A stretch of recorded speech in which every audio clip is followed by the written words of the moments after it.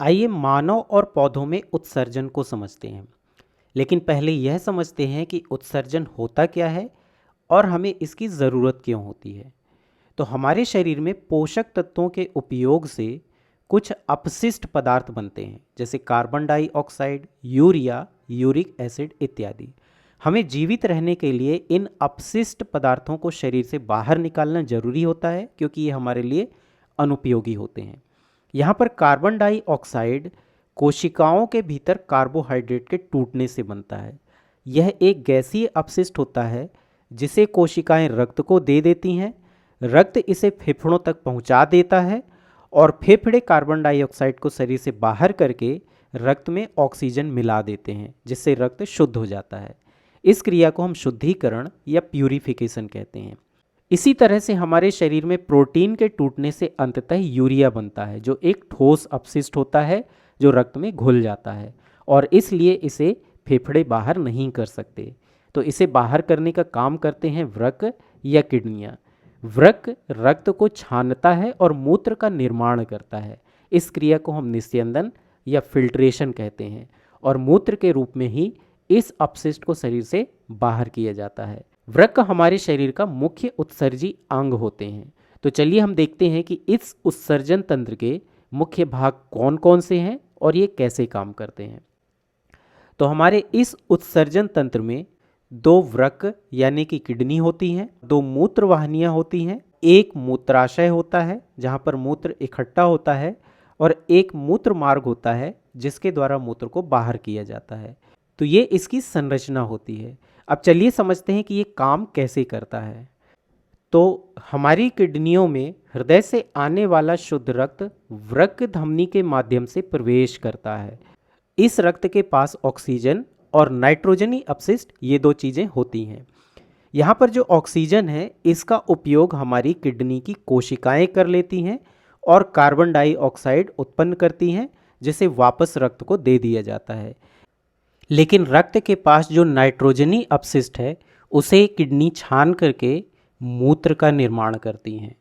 बाद में यह मूत्र मूत्रवाहिनी से होता हुआ मूत्राशय में पहुंचा दिया जाता है और इसे मूत्राशय में इकट्ठा कर लिया जाता है, और बाद में मूत्र मार्ग के द्वारा इस मूत्र को शरीर से बाहर कर दिया जाता है।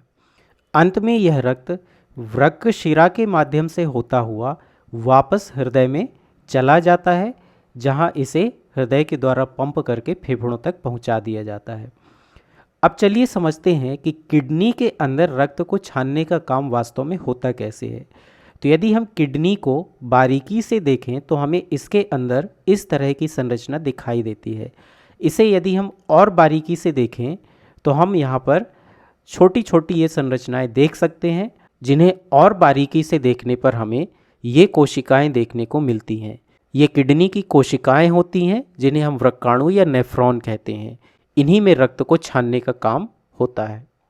वृक्काणु या नेफ्रॉन के दो भाग होते हैं। पहला जो ये गोलाकार भाग हमें देखने को मिलता है, यहीं पर रक्त को वास्तव में छानने का काम किया जाता है, और दूसरा जो ये नलिकाकार संरचना है, यहाँ पर पुनः अवशोषण का काम किया जाता है।